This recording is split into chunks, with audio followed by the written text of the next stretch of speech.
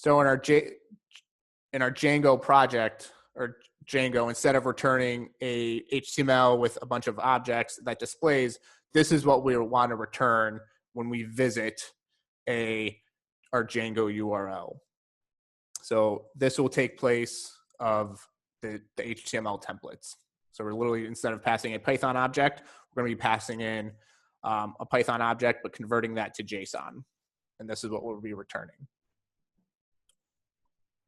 Questions about what we're going to be doing? So with that,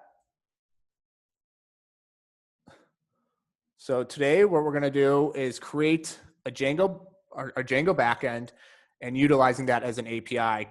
And again, as I mentioned, returning this to the front end when we visit our URL, like the localhost 8000 / articles type of thing. So instead of showing a list of articles in HTML, we're going to be showing a list of articles in JSON, or a list of whatever we want. All right. So the first thing I want to do is create a Django wine project. So we're going to create a project or a Django backend that has a list of wines that we drink. So the name of the wine, the price of the wine, the variety of wine, as well as like a description of the wine. So the first thing I need to do is make a new directory called make directory. I'm going to create a wine project. And then I want to cd into that wine project. So right here, I've got my wine project. If I list everything out, there's nothing in there. So I'm going to open this up into a new VS Code window. Questions about what we're going to be doing? Does anybody need me to elaborate specifically on what we're doing? Nope. All right, great. So the first thing I need to do when creating a new Django project, what's the first thing I should be doing? Virtual environment. Dig the tunes. Yes, creating a virtual environment. So how do I create a virtual environment, Lou? Was it Python stack M VAENV VENV? Yep. So Python -make virtual environment, and then the name of the virtual environment.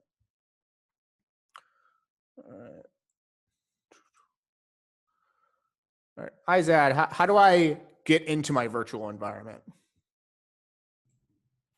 Source VNV /bin/activate. Source VENV bin/activate. Correct. Cool. So I'm in my virtual environment. Now I need to pip install Django, and I also want to install Cyclob PG2. Why do I need to install Cyclob G2? Was that for the interpolation? Nope. No. Was that to work with the Postgres database? Correct. So Cyclob PG2 or Cyclob G2 is specifically to utilize a Postgres database. I don't need to install this if I'm just using SQLite, but I'm going to be using a Postgres database in this for this project. So it's installing. Also, what we're going to be doing today is actually deploying our wine project to the internet. So before, we've just been using localhost, but today we're actually going to be deploying it on the internet for everyone to see. All right, so I'm going to clear it. So I just installed that. So I need to start a new project, or I'm sorry. Yeah, so I have a wine project. Now I actually need to start a Django project. How do I start a new Django project? What's the command for that? Django admin start project, and then the name of your project. Perfect. So I'm going to list everything out. I got my virtual environment. I'm going to say Django admin start project. I'm going to call this wine API because this is an API we're kind of creating. We're just going to be returning JSON. Wine API, and I'm going to do a space dot period because I just want to create the entire project in here, including the manage.py file. So there we go. I've got the wine project or the wine API with the manage.py file, etc. All right. So next I need to create an app. How do I create an app? What's the command for that? Python manage.py start app and then your app name. Yep, correct. Thank you. Python manage.py start app. And then the name of my app, I just want to call it wines. So there's my wines app. Great. What's the first thing I should do after I create my Django project and an app? Add the app in settings. Perfect. Yep. So a lot of people forget to do that. It's where a lot of errors just occur just because people forget to add their app to their settings. So I'm going to add my wines app to settings. I'm going to add a comma there just for the next developer to come to add apps there. Great. So now I'm in my wines app. I'm going to create my models. So in the models, I'm going to create a wine model, models.model, and this is going to be a,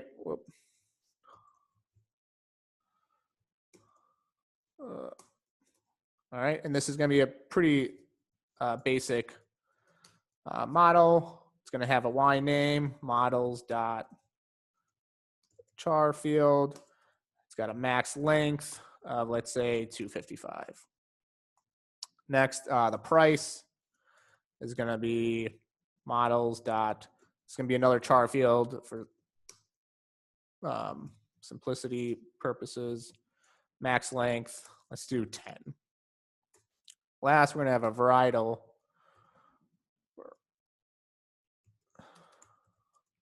This is going to be models dot char field again. So Max. Tom, Yep. why isn't price an integer or a float? Just for simplicity purposes, we're just going to make it a char field for this. You can make it a float field or an integer field, but this is just a decision that we're choosing to do right now. Got it.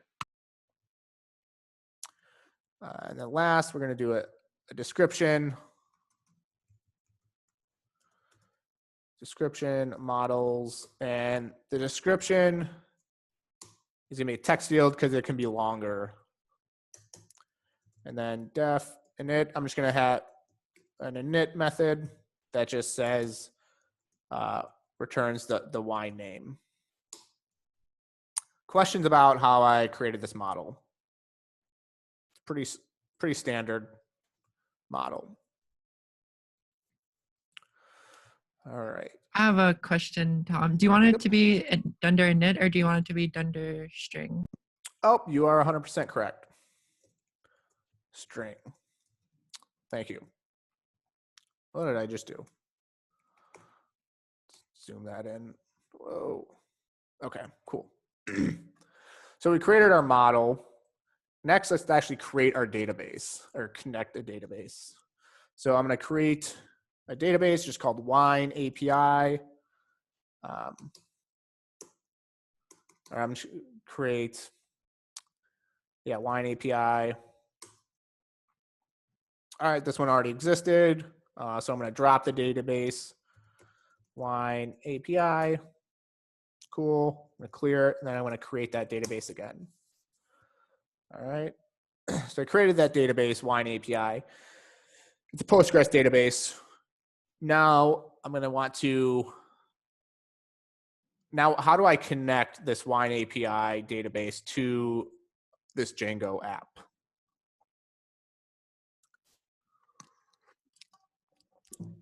Put in the settings. All right, where? Database. All right, yeah, go down here. So right now our default database is a SQLite database, but we don't want to use SQLite. We want to use Postgres. So it's a Postgres database. And then right here, we want to delete all that and just include our wine API database. Cool. So the next thing we want to do is make our migrations. So I can Python manage.py, make migrations. All right.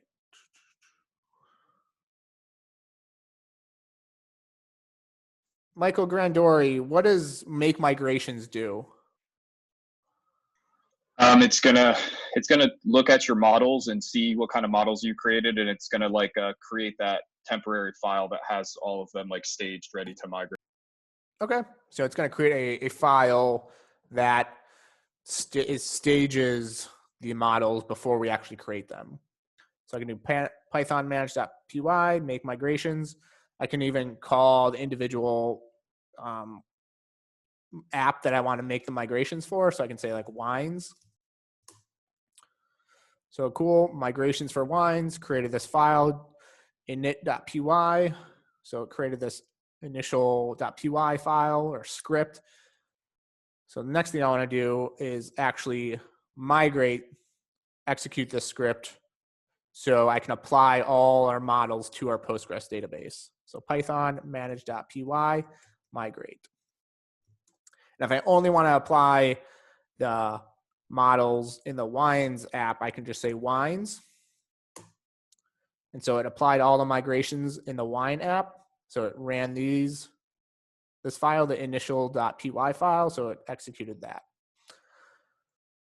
And if I just bring up Postico, where's Postico?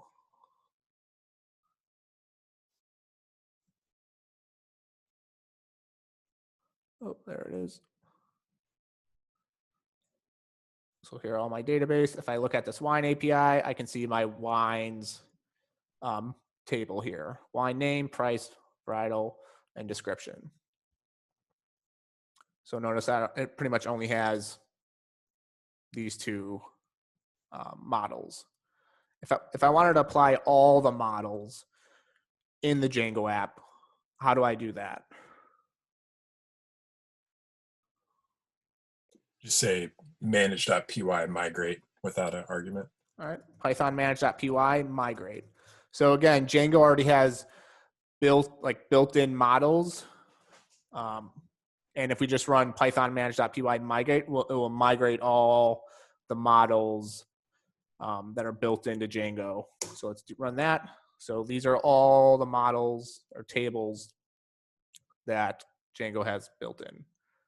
So if I come back here, see there's the wine, but if I refresh that, here are all the additional models: auth user, user groups, Django sessions, etc.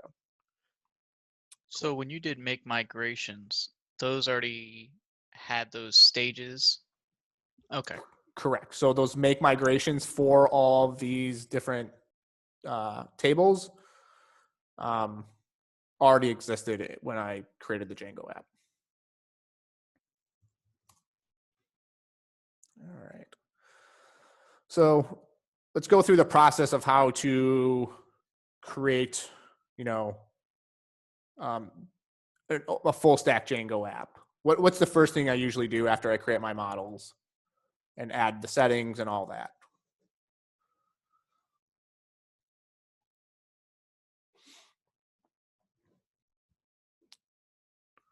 Create some data for your database. Before I create data for the database, because that can be technically created at any time. So the URLs. Exactly. Thank you, Brittany.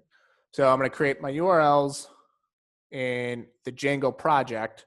So I'm in my wine API, which is the name of the Django project. So I need to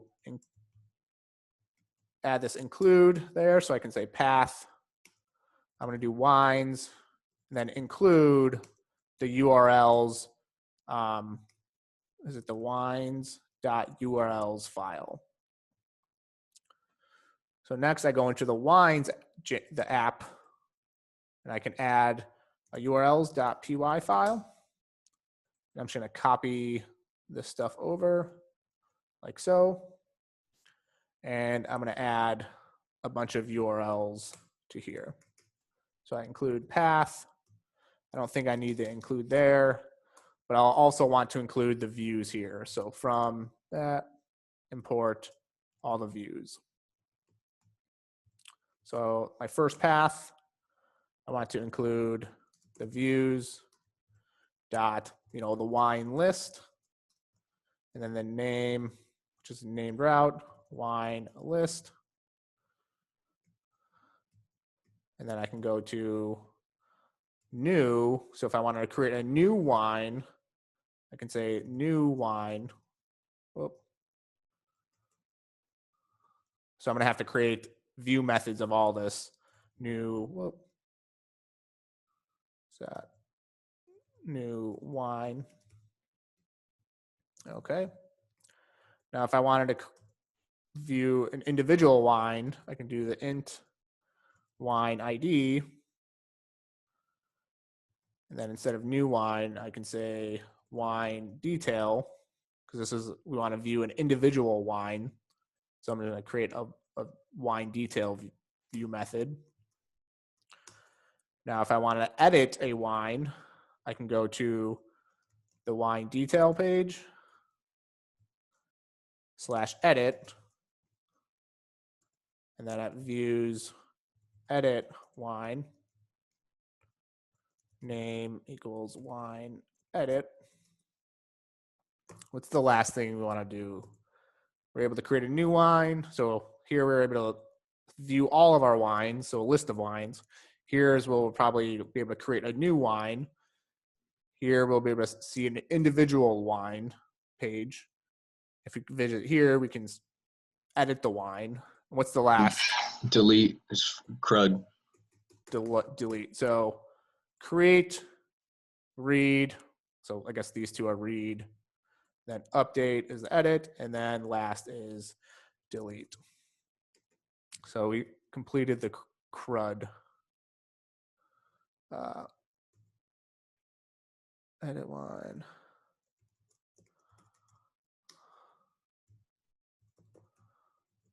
So delete wine. And then delete wine. Cool. So what's the next step? After I create my URLs, what's next? The views. Exactly. So I'm going to go down to my views. So in here, instead of rendering, how we used to render a HTML view, we're going to want to, so we can actually get rid of that. We can from Django.http import JSON response, because we're going to want to return a JSON response. We're also going to want to import from Django views decorators.csrf import CSRF exempt. Remember in our templates or HTML templates, when we created a form or edited something, we had that CSRF token in the HTML that it's for security reasons to make sure that form is associated with that Django app, etc. Going forward, we don't want to have essentially have that validation when we create a new form or a new wine or edit a wine or destroy a wine. So we're not going to include that CSRF token anymore. So we're going to have a CSRF exempt decorator that prevents the Django app from looking for a CSRF token. We're going to create some forms, import wine form. So we're going to create a form. So when we create a new wine or edit a wine, we can do that. We need to import our models. So import our wine model.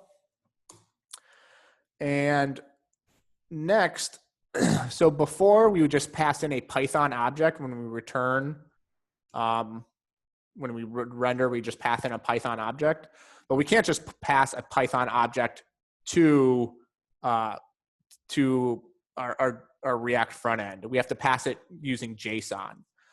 So Python's architecture, Django's architecture, uses something that is called a serializer, which essentially converts a Django object, I'm sorry, a Python object to a JSON object, or yeah, a JSON object. So what we're going to need to do is from serializers, and this is a file we're going to have to create, import a wine serializer. And lastly, we're just going to import JSON.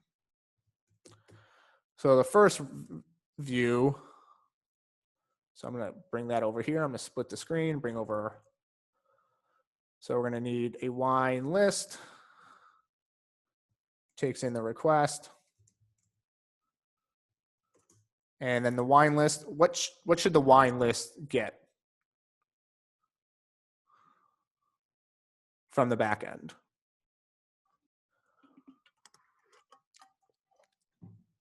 Everything. Everything. So what is everything? I know it has something to do with the .all, I believe. So we have to get all of the wines, right? Yes. So we can say like wines equals, does anybody remember the query to grabbing all the wines from a database? Is it .objects.all? So wine.objects.all. Yep, correct. Next, what we're going to want to do is pass this, which is the wines, which is literally a list of wine objects. It's a query set.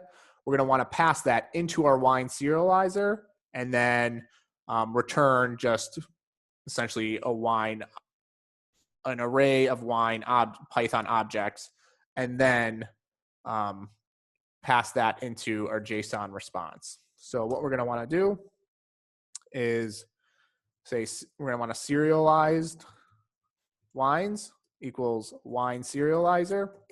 We're going to pass in our wines, which is a bunch of wine objects, into our wine serializers. And in here, we're going to call all wines. So inside of our wine serializer, which we'll create in a second, we're going to have a method called all wines. And then we're going to return a JSON response. We're going to pass in an argument called data serialized wines. So we're going to apply this data argument to equal serialized wines. And then we're going to also pass in a status of 200. So before I do that, before I build out the rest of this, let's build out our serializer for this all wines serializer.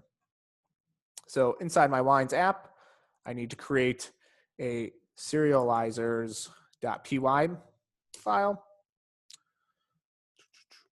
And then in here, what I'm going to need to do is from built-ins, import object. It's pretty much all I need for right now. So next, I want to create a class called wine serializers. So I'm just going to bring that here. So there's my wine serializer class wine serializer. I'm going to pass in that object from the built-ins. And then here I'm going to do def dunder init. And this is going to pass in the self and the body. And then self.body equals body. So in here, we have an all wines attribute attached to the all wines or wine serializer class. So the first thing I want to do is, hold on a second, make it a little more visible. I'm going to say def all wines. So that's a method that we're going to create inside the wine serializer, takes in self, and then we're going to create an output, which is literally going to be an object with wines, with a wines key, and then an array of wine objects. So our output, the thing we're actually going to return, is going to equal a wines object, which is an array initially. So this is eventually going to look like, output's going to look like something, wines, there's an array of, you know, wines that says like a wine name equals some wine, and then like the price, say like $9.99. I like my cheap wine, etc. Does that kind of make sense of what this output is eventually going to be?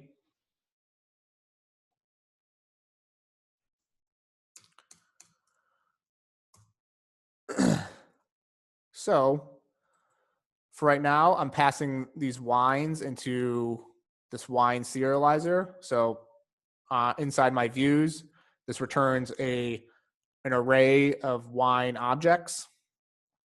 And I'm passing that wine object into the wine serializer.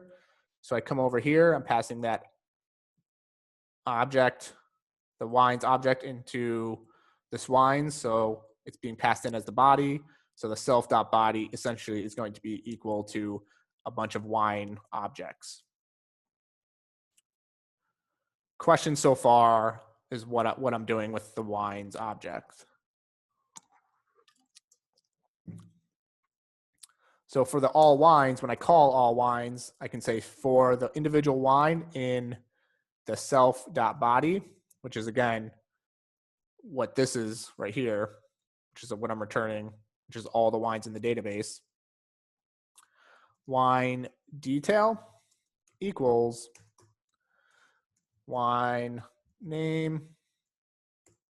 So wine.wine name, and say price equals wine.price. And then varietal equals wine.varietal. Then finally, description equals wine.description. Then afterwards, after I go through all that, I can push or append wines append the wine detail. At the very end, I can return the output.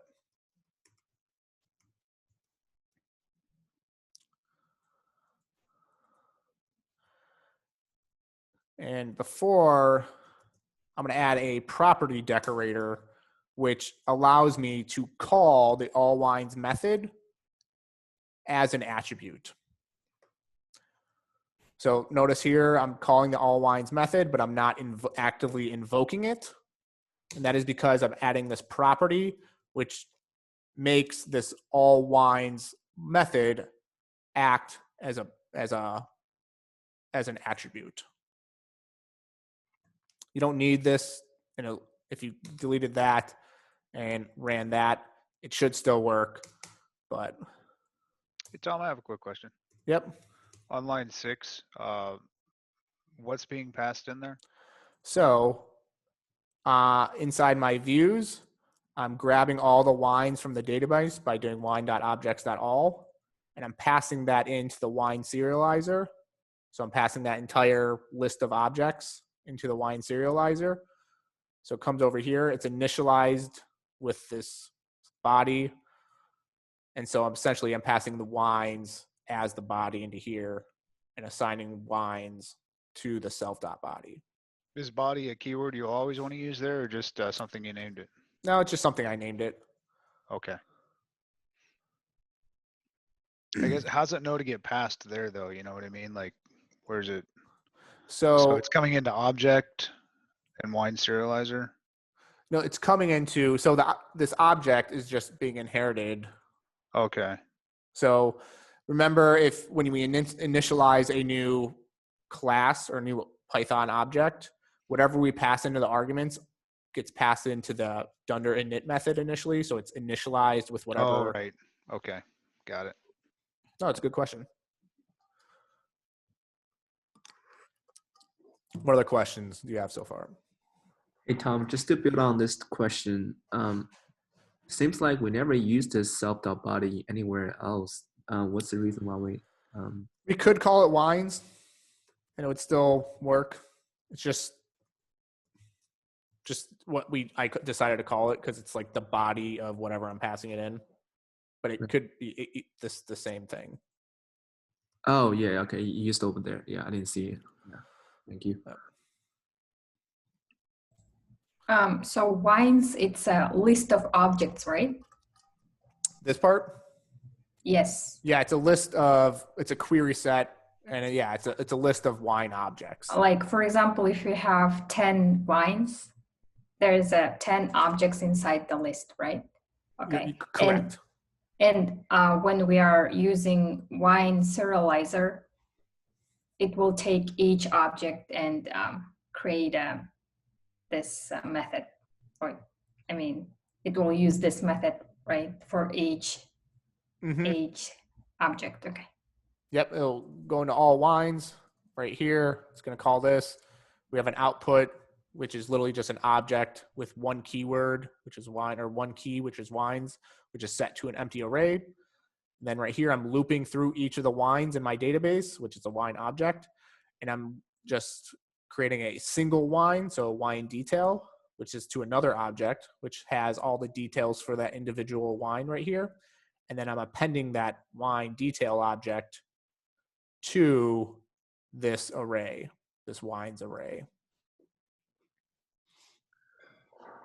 Hey Tom, just one more question. Yep.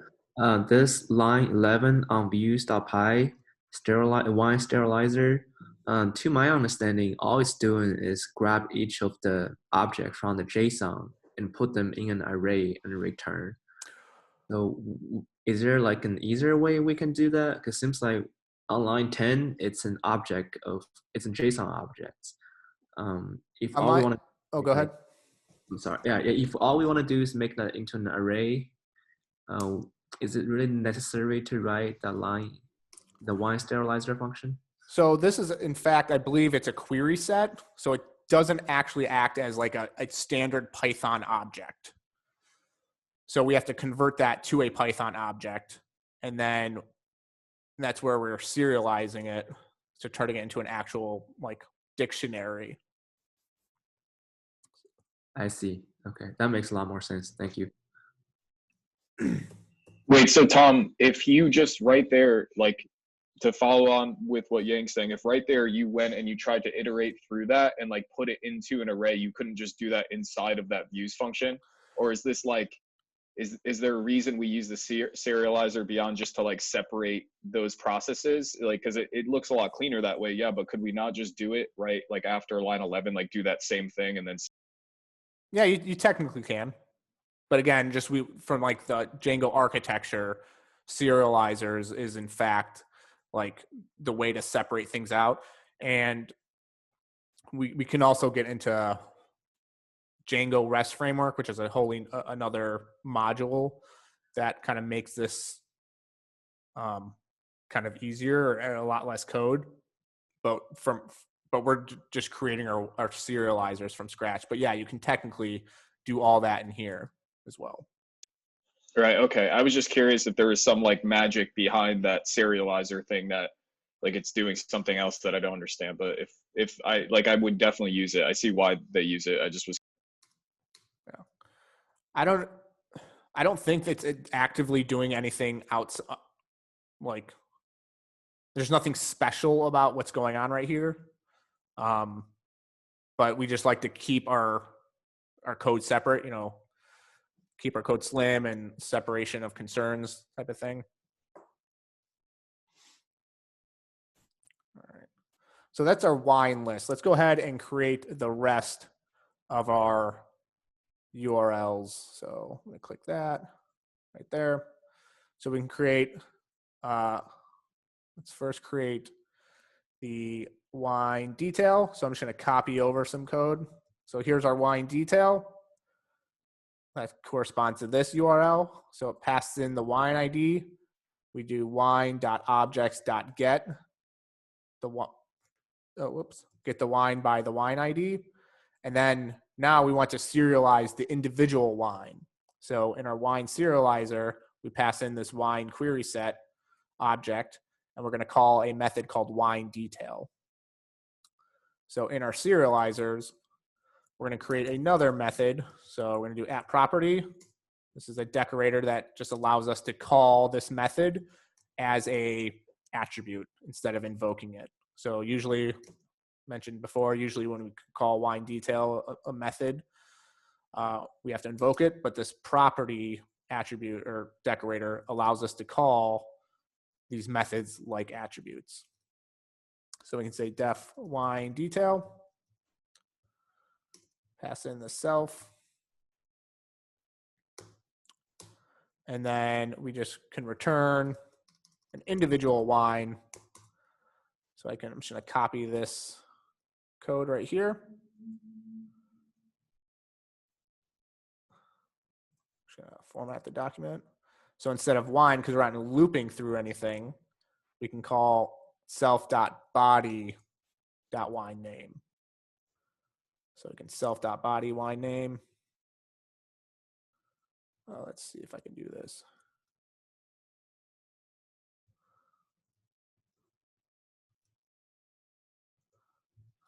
There we go. So we're literally just returning an object or a dictionary of the wine name, price, and varietal. So that's what we're doing here. We're setting that variable, or setting this Python object or dictionary to a serialized wine, and we're passing that into this JSON response. What's the status again? The steps. Status on the line 17. Oh, this is just the HTTP status. It just allows it that, hey, 200 is a successful request. So we just want to respond with a 200 because we successfully passed it through. Next, let's do new wine. So I'm just going to copy over some code. So in here, this is where we want to use a CSRF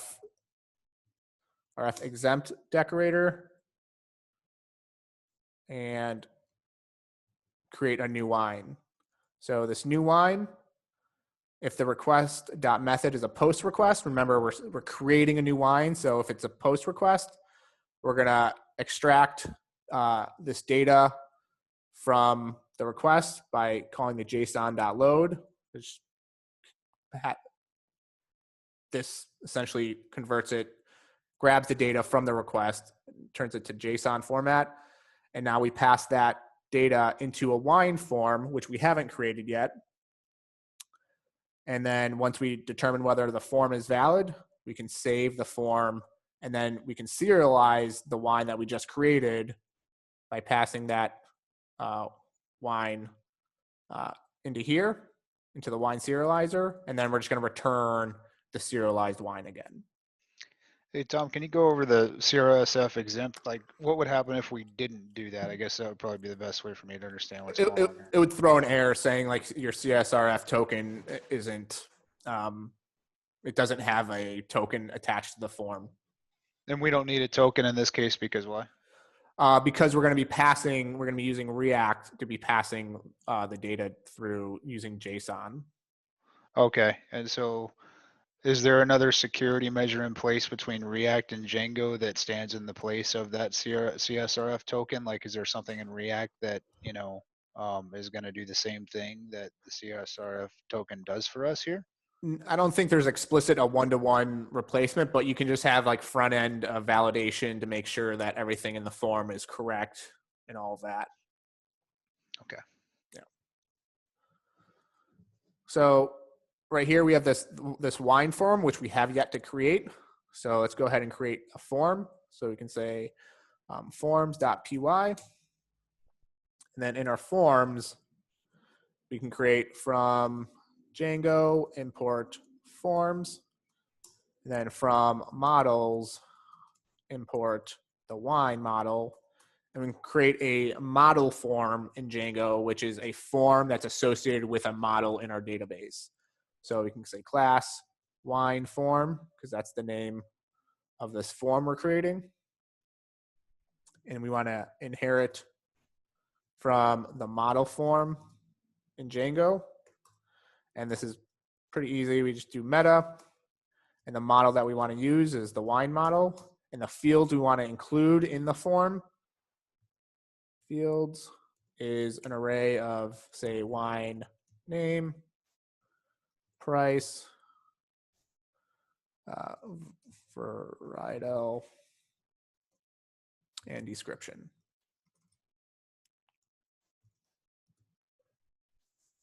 All right. Let's see. So we created new wine. All right. So that's pretty much it so far. Let's just test this out before we go ahead and create the, edit wine and delete wine, because those are pretty straightforward. So those are like the main ones we need. So let's go ahead and quick question for you, Tom. Yep, go ahead, Tommy.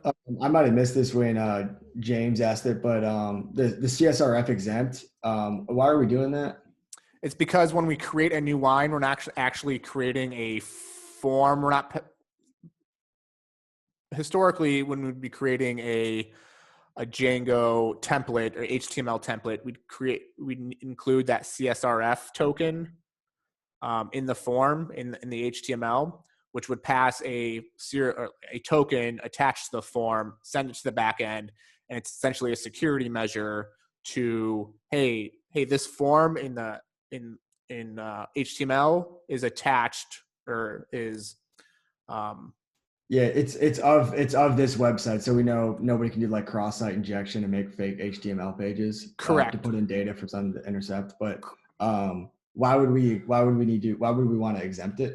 Because we're not going to be including a CSRF token in the front end in React to be passing that data through, because we're going to be passing that data via JSON to our back end. So we're going to have to include some other validations that we can include in the front end, such as like making sure this form is filled out correctly, and just various of other things that we can ensure that our form is correct. Okay. Yeah. So in a nutshell, it's to cooperate with React. Correct. Check. Thank you. Yep.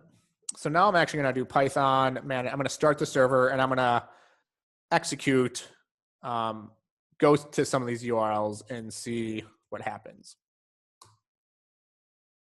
Oh, wine's view as a no attribute. Edit wine. Cool. So I'm just going to create some at CSRF exempt def edit wine, takes in the request. I'm just going to do pass right now. And I'm going to also do that for the delete wine. See if that works. So no errors. And if I open a new window and go to localhost 8000, I don't get anything. But if I go to localhost 8000/wines, there we go. We got a wines with an empty array because we don't have any wines in our database. And that's coming from the serializer. When I go to /wines, it displays the wine list, comes over here, tries to get all the wines. There aren't any wines. We're passing in essentially an empty object into our wine serializer class, comes over here, calling all wines. We're creating this output. Since there aren't any wines, it's literally just returning this output, which is an object of wines with an empty array. If you look over here, we have a wines object, or an object with a wines key with an empty array. And if we go Hey, to Tom, I had a quick question. Yep. Can you go to your serializers? Yeah, follow along with the README. It has for wine and self.body, and then the object is wine details. Does that wine detail versus details like have any effect on basically on your views or anything like that? Is there a reason why it needs to be details versus detail, or does it matter? Wine details. So like right here, like the naming of this? Yeah. No. This is just it could be anything. Okay. I just want to make sure. Yeah. And it'll still work, but we just kind of want to, from naming convention, we want things to be, I can say like individual wine or something like that. And you can also test this. So I'm going to open Postman, which is also a way we can do this. And if I go to, where's that URL? Right here. Type that into there. Do a GET request and click send. There we go. We got a wines. Now, if we want to add a new wine, I can do a post request. And then inside the post request, I can add parameters such as the wine name equals, organic earth. I can do the price. Let's do $7.99. I can say varietal. I can say red. I can say description. And again, these have to be associated or correlate to what's in our database, or essentially in our form. So if I look into our form, it has to be all of these. And description, I can say like yummy. Again, this is a post request. Oh, geez. If they didn't match exactly, it would throw an error, right? Sorry, this is incorrect. So I'm passing this as params. I can't pass these as params. I'm going to pass these in the body. That's what I meant to do. So I'm just going to create, again, name,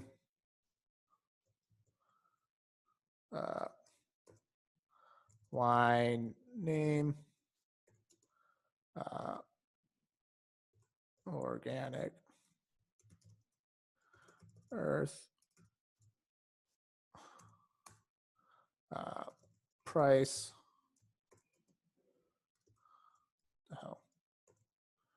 $9.99 for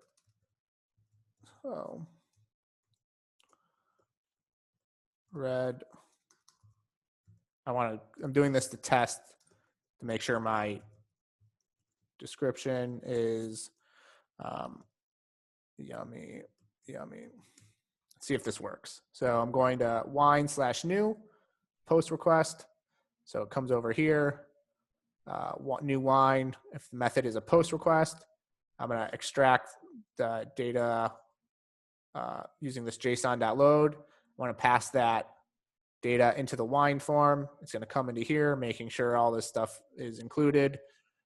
It's going to say, hey, is the form valid? Yes. I'm going to save it to my database.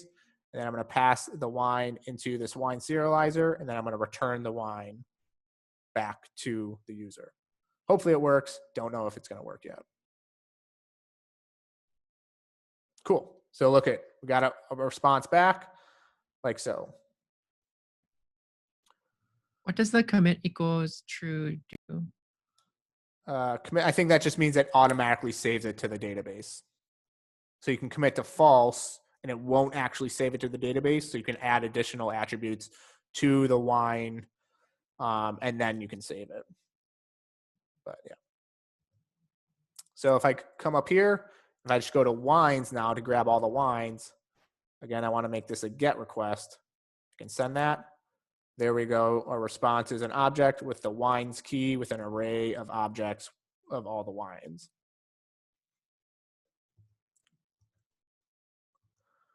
If I come over here, I can test it again here.